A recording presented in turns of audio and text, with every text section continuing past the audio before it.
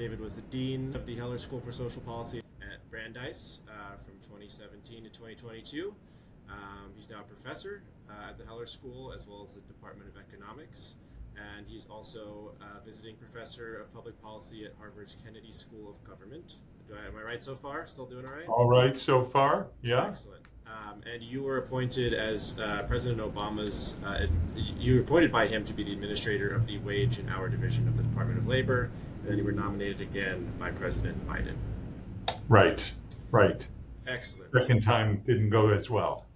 And I have a couple questions about that, because yes, but we'll start with the recent report that you worked on and co-published, and I saw your piece today in the conversation about workplace protections for delivery drivers, especially Amazon drivers and workers. Right. And there are some findings from the report that I want to home in on. But to start, can you sort of can you break down the bigger picture here? I don't think people realize how prevalent Amazon delivery drivers have become relative to UPS and FedEx. I think when you talk about delivery drivers, especially people, millennials and up perhaps, they sort of use UPS and FedEx as the verb for when someone is dropping off a package.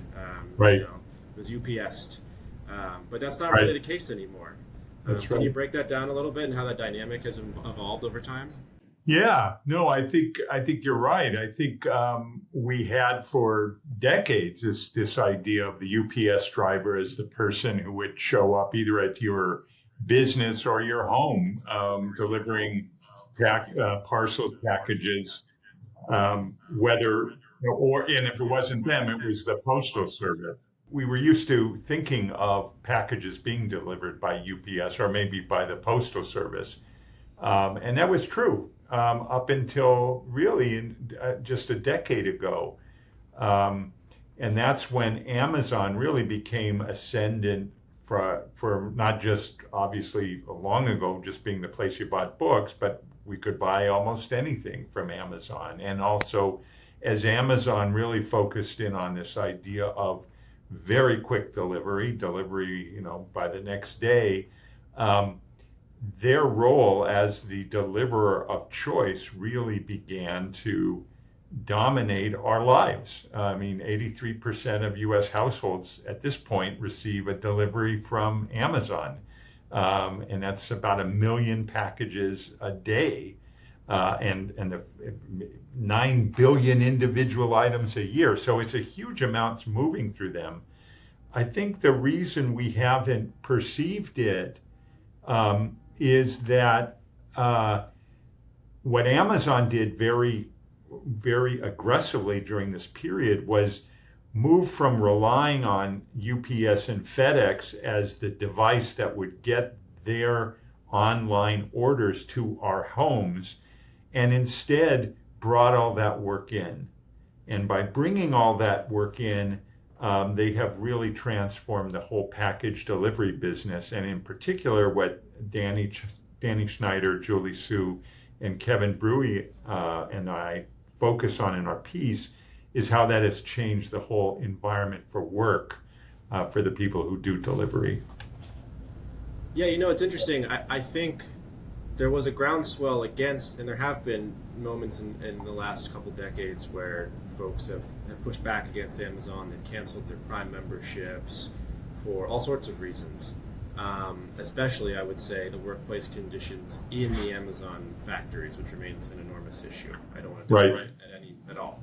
But I do think this component of it has been underplayed a little. And I wonder if some of that is, I mean, you mentioned it a little bit in the report that it's been hard to get any data on it, first of all. But also, I do think a lot of people still maybe even think that Amazon deliveries are coming from UPS or FedEx or other avenues. Is that your interpretation as well?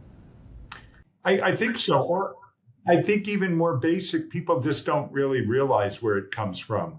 I mean, there is an anonymity of the process that's a little, in my view, kind of distance us from the workforce who do the work. We go online, we order our things. It says, do you want it, later today? Do you want it tomorrow? We say yes. And then, before we know it, we open our door sitting there. And so the party who delivered it is a little bit not visible to us. We're used to seeing now more and more these Amazon trucks around, but I think people are also getting used to the fact. I remember the first time this happened to me a number of years ago.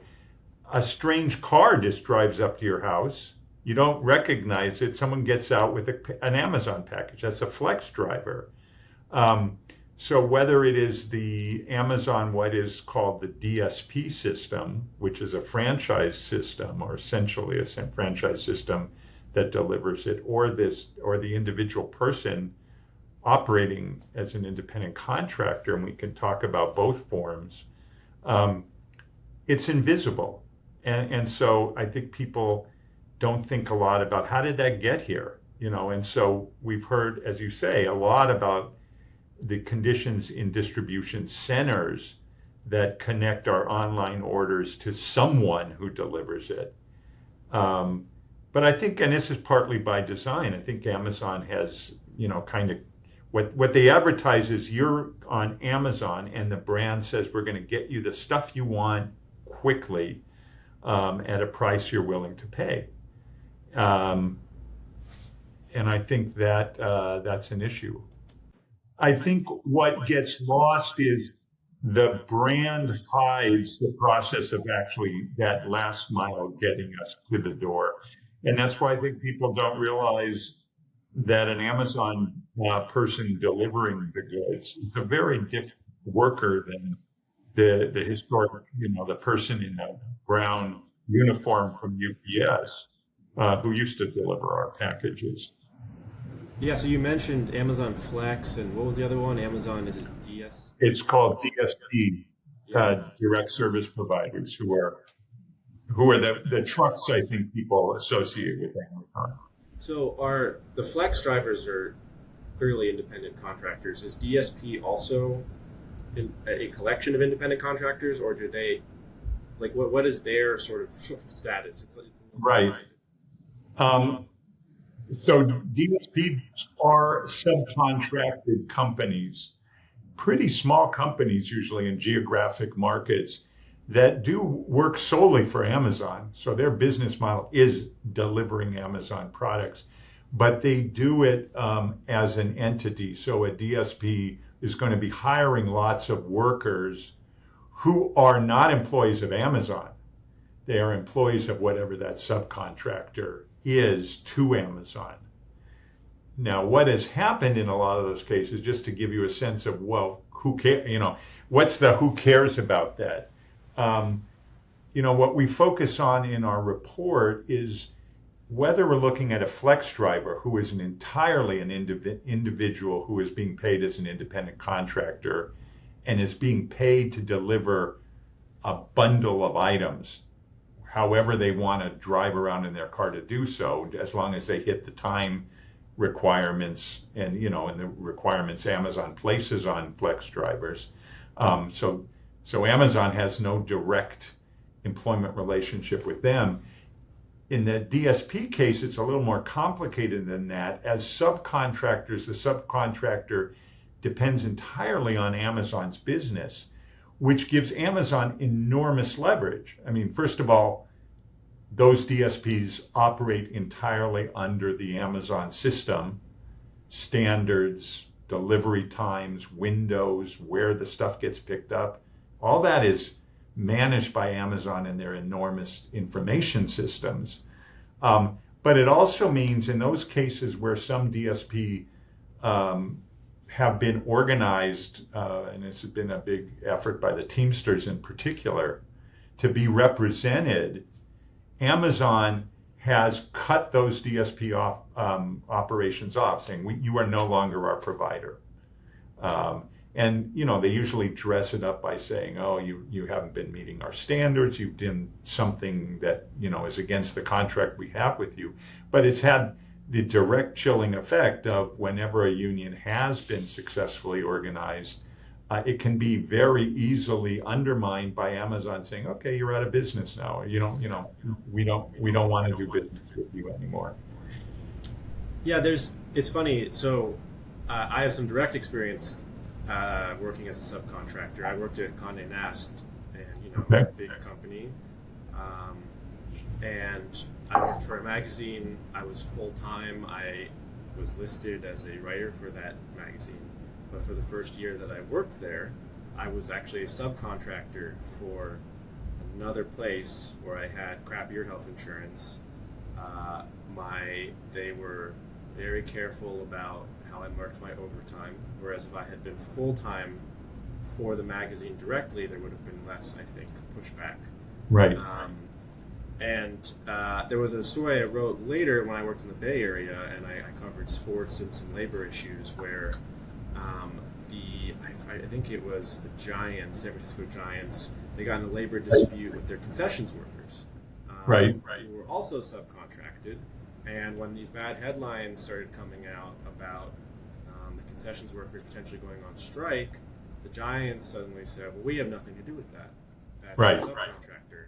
So I guess what I'm laying out here, and I'm curious for your thoughts on. I think some people hear subcontractor stuff, and it's hard to follow, and their eyes glaze Right. over a little because it gets really in the weeds. So my simple question for this is, why do it? Why does Amazon use these subcontractors? What's the point of it? Yeah. No. It's a great question, and it really gets to a concept. Many years ago, I wrote a book called The Fissured Workplace, and it was documenting exactly the experience you just described in lots of industries. So, in one sense, what Amazon's doing is not new. It is part of a playbook that really started to take hold in the 1980s, originally in manufacturing, in some service sectors like the hotel industry, where big companies said, a couple of things were happening. Big companies were under a lot of pressure from capital markets in particular to focus on what a business school person would call a core competency. What are you really good at? That's what we want to invest in. And I'm trained in economics. I know that makes sense. There's certainly things you don't want to specialize as a company if you're not going to be doing a lot of that as a central thing you do. And so a lot of companies started to hive off any business that wasn't core to them. But they started also hiving off activities, shedding activities to other entities. Yeah, part of it was based on core competency. So, if you had higher and higher demands on your information technology to be good and you weren't an IT company, there's some sense in getting someone who's a professional in that to kind of put in your system and then they're gone. But what companies started to do more and more is to say, this is kind of cool. If we can dictate everything that's being done, but if we don't have to be the employer of record, whether because we're subcontracting the work or turning it over to a third-party manager who's going to do it for us, or using a staffing agency or setting up franchising, that's cool. Because then it becomes their problem. I get the goodies of managing a workforce. And that's something why I came to this weird word fissuring early on, because I wanted to say it's not just outsourcing. Because outsourcing implies you're turning everything over to someone else. That's not what's happening here. And the Amazon case we started with is just a perfect example of that. Amazon not only wants to, but has to dictate all the terms because that's critical to their brand. They want people to trust them as the party who's going to deliver it. And even the customer perceives it. Again, this gets to your great question about, well, why don't people see this? You want the customer to believe that you are in charge of the whole package. But if you can escape all of the kinds of things that come with employment that historically that we build our laws around saying, hey, if you get the goods, the good things that come from managing a workforce, we're going to ask you to do things like, pay worker comp, unemployment insurance, make sure your workplace is safe, pay people what they're supposed to be paid based on whatever the minimum wage or overtime or whatever it is. that kind of comes with the responsibility. If I can get out of that, but still get the benefits of employment, that becomes core to what is this fissured recipe. And I started really studying this in around 2010 or so, in service sector job, lower wage job. But every year it seems like I use the term fissure, and it's my brilliant wife's term, actually. She was a geologist at an early point in her career, and fissures spread. And that's what we're seeing. I mean, I also liked your example about journalism. When I was in government, and one of the things we focused on was how do you deal with the fissured workplace, I would talk to a lot of journalists. And I found I didn't have to explain a lot about the fissured workplace because they got it because it was their life. A lot of the journalists, around 2014, had been employed directly by a media company and were suddenly independent contractors. Congratulations, you're on your own.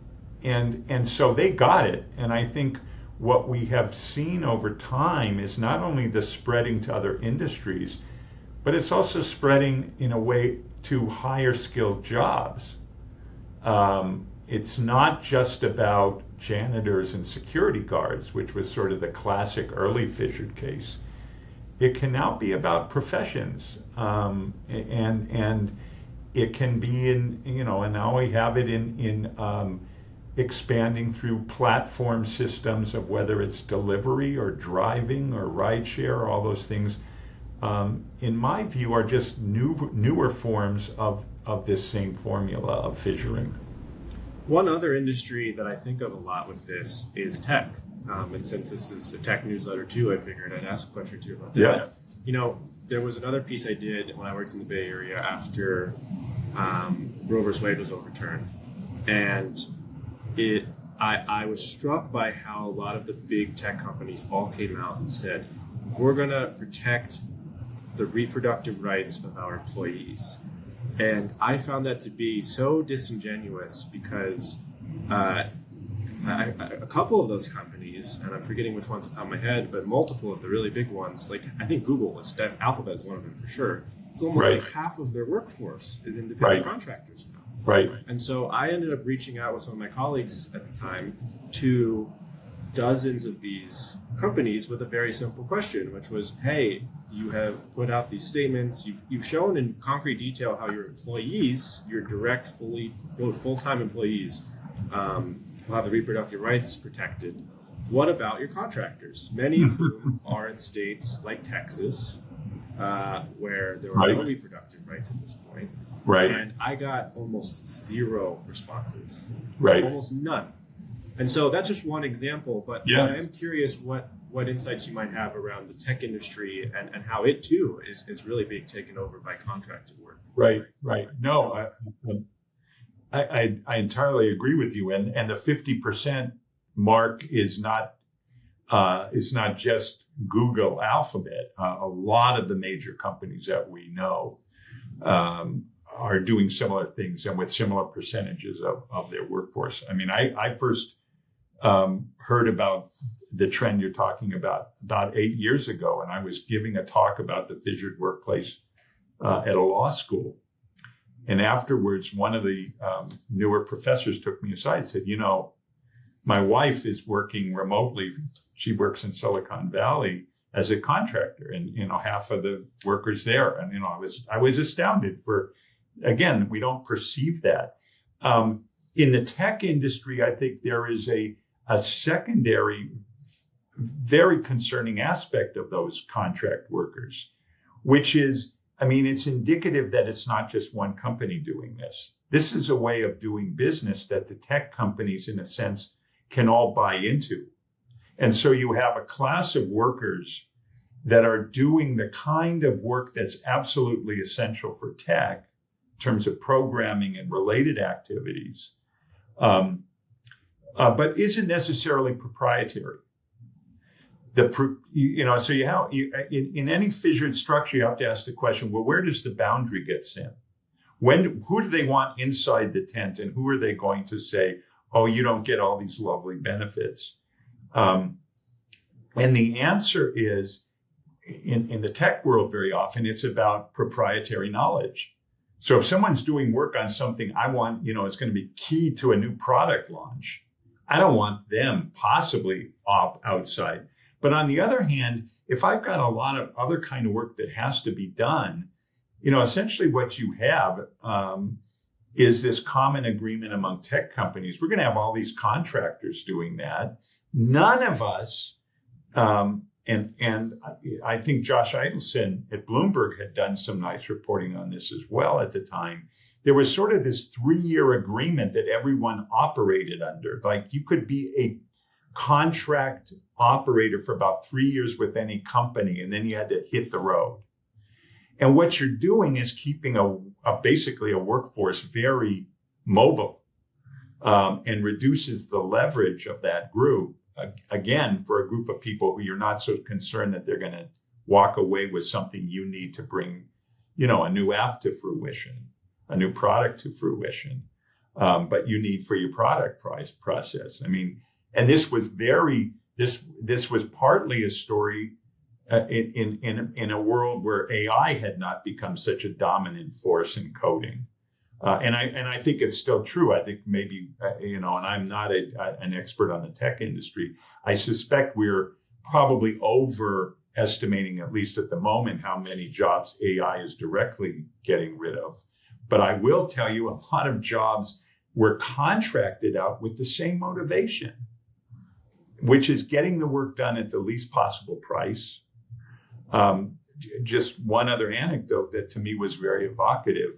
When I was dean, I visited Google, the local Google facility in Boston. We were talking to some people about healthcare research they were doing, and we went to this was before Google started. All of these companies started to get a little less generous with their own employees. So we went to one of the famous Google lunch spots inside the building. There were multiple ones, and get as much as you want.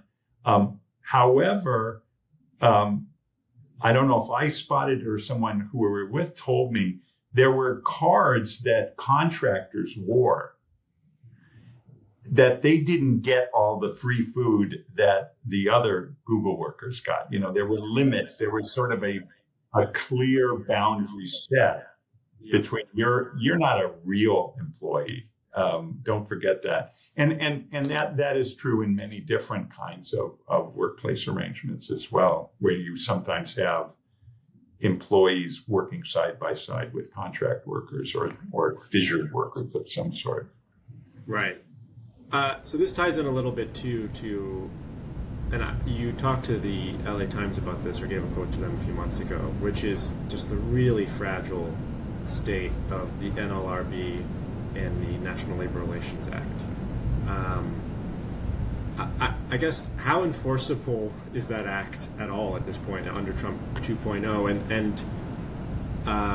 And I guess I'm also asking, just from the perspective of these contracted workers, whether it is a delivery driver or an Alphabet contractor, whoever it is, in my mind, they have even less recourse to raise workplace protections issues, push for better health care, whatever else it may be. But I'm curious what you make of that. Yeah. No. Again, you're exactly on target about one of the implications of subcontracting or fissuring generally. Let me talk about 2 periods of the NLRA, because we are in a really weird state at the moment under Trump too. It has been true for decades that the National Labor Relations Act has become less and less effective a force in allow workers to decide whether or not they want to be in a union. And one of the principal reasons that's true is this use of subcontracting or other forms to distance the main company from the workforce in terms of the board. So, the Amazon case is a great example of this. The Teamsters, if they have to organize those delivery drivers who are in direct competition to the unionized UPS drivers, who have very good middle-class jobs historically. It's not like they have to, I mean, it's enough to say we have to organize Amazon. That's a huge thing. But that's something unions, I mean, the Teamsters has done that kind of organizing for its history. But the answer is that's not what they have to do under the law. They have to go separate DSP by DSP to organize small work units that are very vulnerable for the reasons we talked about before. Amazon can say, I don't want you for some other reason. Under the law, historically, you can't say, I don't want you because you're going to be in a union. That would be what's called an unfair labor practice. So they're kind of clever about that. Historically, and this was true during the Obama administration, and my colleague at the National Labor Relations Board, a guy named Dick Griffin, who was the general counsel at the time, he was arguing for joint employment, a broader notion of you can't play this game, you have to have joint employment. Under the acts I administered as the head of the Wage and Hour Division, we similarly were asserting joint employment, that you can't just play this kind of shell game and pretend you're not directing everything. That gets into legal stuff and gets weedy very quickly, but there is this concept that historically could have increased potential ability to exercise your rights under the law and join a union if you could assert joint employment.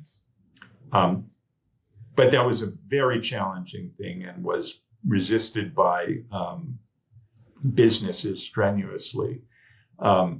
So that was a tough world. Now we're in a really weird world. I mean, we have several cases working their way up to the Supreme Court that are basically arguing the National Labor Relations Act itself is unconstitutional. And I can tell you, a year ago when some of this litigation filed most famously by Tesla was first trotted out, people said, this is an absurd argument. This is a law that has existed since 1935, for God's sake. How can we suddenly say it's not constitutional? Well, now it's working its way up in the courts, and there is a reasonable chance that the whole act will be thrown out.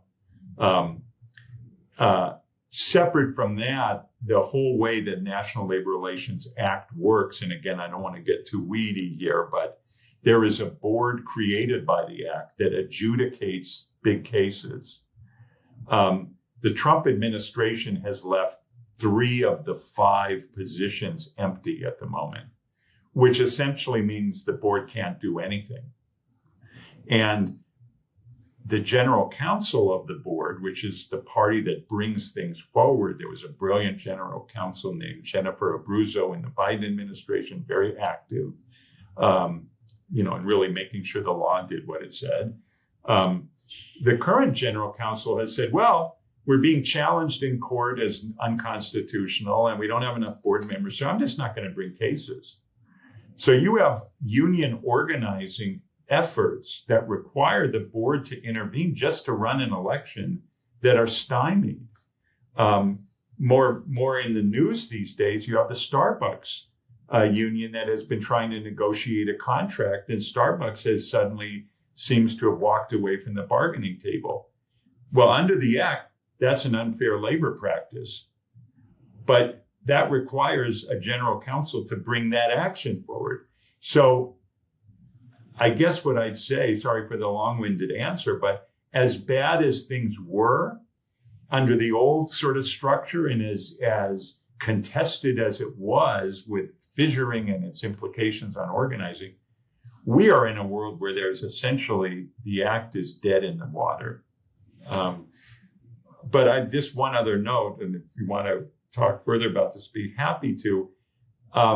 I'm sure there are businesses that are worried about a world where the National Labor Relations Act goes away, because then that means we're in open season. That means there's no formal process to adjudicate workers' rights.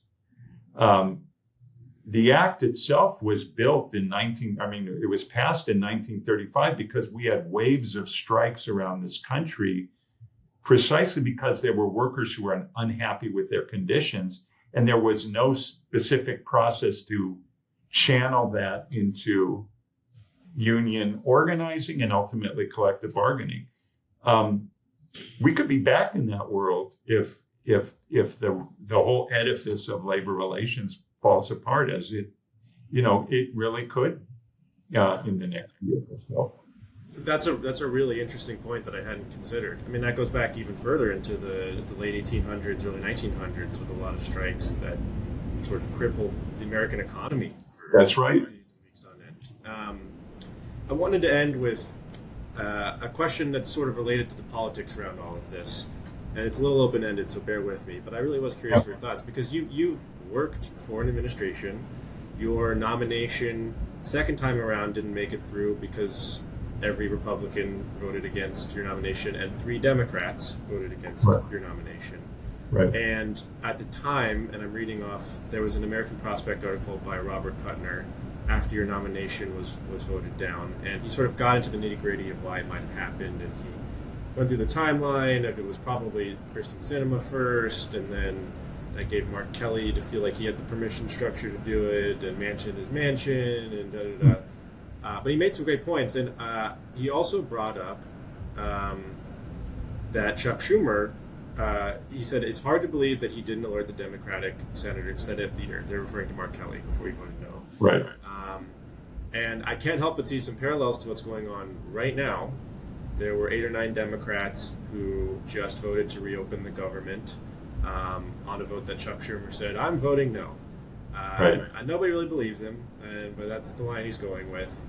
And I guess I'm thinking about this. Obviously, that's around a healthcare debate, and healthcare plays a big role Right. in employment and work and wanting to get a job that's not independently contracted at times, because the health insurance might be a little bit better or worse. You might have to not go on ACA at all. But in more general terms, I think Mark Kelly was the example from your situation where people were like, what, Mark Kelly voted this down? Unless you're a big politics nerd like me, that's an understandable position to take. I know he's pretty anti-labor, but I read about this stuff way too often. And I think people are having the same sort of aha moment right now with some of these Democratic senators where they're going, what, then, both the senators in Nevada are voting no on this? Or are we opening the government? Where did that come from? Right. And so I'm curious, as you think about what it would take to push for better labor protections legislatively someday in a universe that does not yet exist, what you make of this idea that maybe there's always this kind of hidden faction of Democrats in Congress that are ready to come up and pull your nomination or end this positioning. I'm curious what you make of that. Yeah. Yeah, no, it is something I think a lot about because of my own experience with it, and because of frustrations with exactly the sequence of different ways this plays out in the policy world.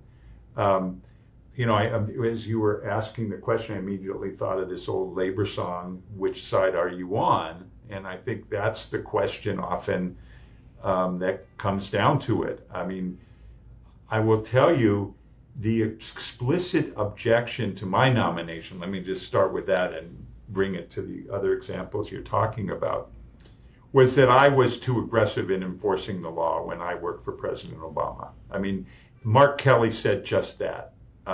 Kristen Sinema said just that. I had several long sessions with Joe Manchin to try to convince him to vote for me before the vote along those lines.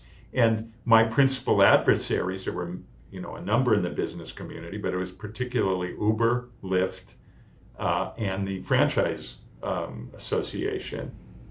Because of positions I had pursued, I think very supported by the facts of the law, but because of what we had done. And then how we had, really tackled wage theft, I think, quite aggressively and effectively. So that tells you on one level there is behind this the oldest reality of Washington, which is power politics and vested interests. I think the problem we have in the Democratic Party right now is that historically the Democrats, and I think this goes back to the Clinton era, kind of played it both ways. You had very powerful business interests who were supporters of the Democratic candidate, who were supporters of Democratic candidates in the party. But the Democrats also pursued a pro-worker agenda.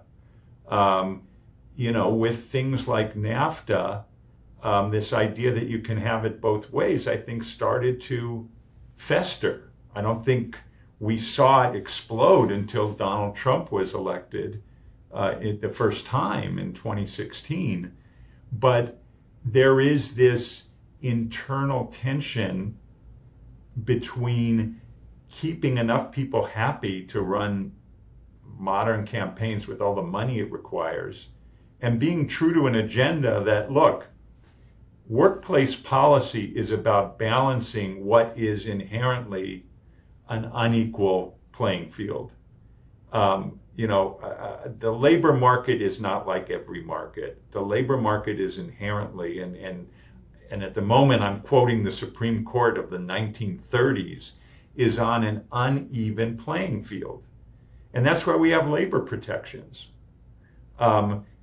And if you get into situations where part of your coalition, or because of the lack of clarity about what you are pursuing, allows you to constantly retip the balance in ways that are unfavorable to workers, that can put you in weird positions, whether it's on healthcare, on reopening the government, or other things. I think, and because, and again, I think we are almost at an existential moment with the Democratic Party in deciding what kind of party are you? Because there are parts of the Republican Party that is clearly trying to reach out also to working people. I mean, I believe Josh Hawley introduced this week on the Senate floor a so-called labor bill that has a lot of stuff that's very pro-business, but has a few things that labor has been trying to get for decades. If the progressive side of our political spectrum does not figure out how to embrace the concerns of working people in a more consistent way, and that's also about affordability. And we saw, the elections last week were all about, are you on our side in terms of helping most households in this country afford living?